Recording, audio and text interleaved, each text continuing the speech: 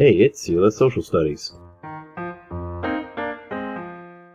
Hey guys, and welcome back to Sela Social Studies. So today we're going to cover somebody who we've covered in the past already. We're going to cover George Washington.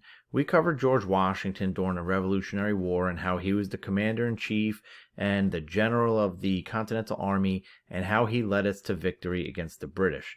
But historically in the United States, George Washington was much more than that. Now, people throughout history in the United States, it's very hard for them to find something negative to say about Washington.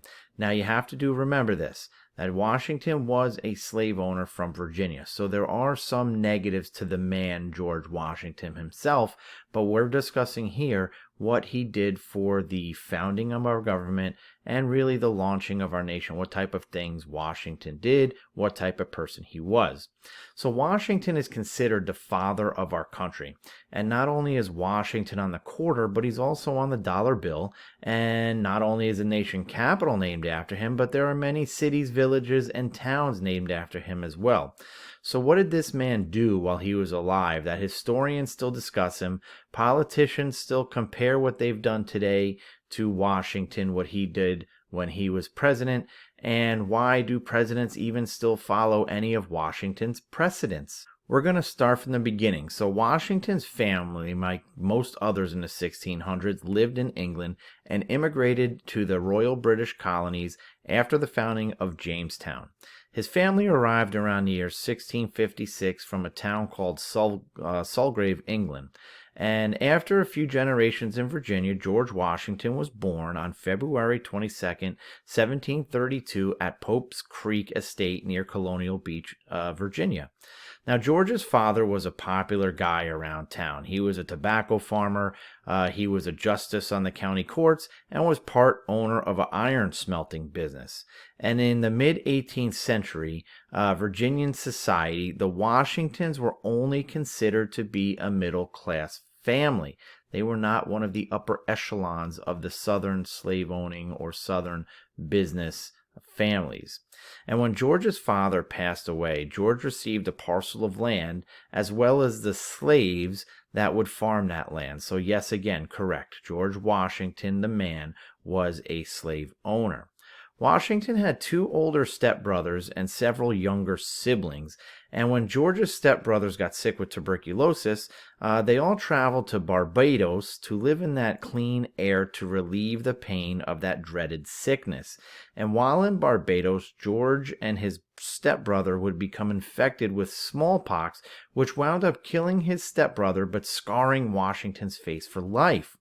Little did he know that surviving that smallpox disease when he was younger would make him immune when the virus ransacked Valley Forge during the Revolutionary War. Now, George Washington went to school at the College of William Mary in 1748, received a license to become a surveyor or someone who measures distances between points on land. Washington was a land surveyor until he was called to action for the British. Washington's military career began when Virginia's royal governor appointed Washington as the major in the Provincial Army of Virginia. He would later join the British Army in 1752. He would rise in the ranks from a lieutenant to a colonel and fight valiantly for the king during the French and Indian War. Now, Washington was a successful leader, but it was not without his losses. Washington was captured by the French at Fort Necessity, but because of his command was released back to the British. So we could see he wasn't always the great successful general that lots of times people believe he was.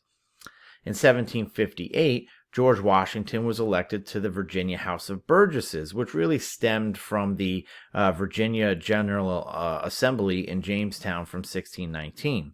Now, the House of Burgesses was a democratically elected legislative body in the British colonies that served the British monarchy. The only way to be elected to the Virginia House of Burgesses was to be a landowner. This meant that the elected officials were only going to stem from the upper or wealthy class. Washington's older brother would pass, leaving George the land where his current residence, Mount Vernon, stands today.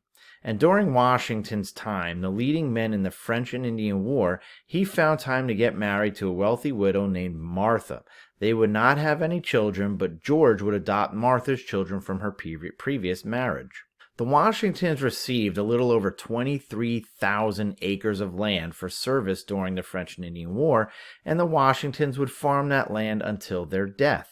As Washington got fed up with the treatment of the colonists by King George III, his loyalty switched from a loyalist to a patriot who would fight for independence. When the Continental Congress met to establish a standing army, there was no one better to lead the charge than Washington. He was made general and commander-in-chief of the Continental Army in its fight for freedom. Like when he was a British commander, Washington's army was defeated numerous times, but he would never surrender no matter how dire the situation was. After the victory at Yorktown, Washington was leading an army that Congress felt wasn't really needed, so Washington stepped down from his title of General of the Continental Army and returned to Mount Vernon to farm the land. After a few years, Washington was called back to service when in 1787 he was asked to participate in the Constitutional Convention. In 1789, the new government was looking for someone to fill its executive branch. Washington was extremely popular amongst the masses, and he was elected unanimously to the office of the presidency, serving as the first president of the United States. Washington would set many precedents, which are actions that are regarded as an example or a guide to be considered in subsequent or later similar circumstances. Something that I do now is something that people will still do later. So some of Washington's precedents were that he set up the first presidential cabinet. He would serve 4-year terms and step down after 2 of those terms.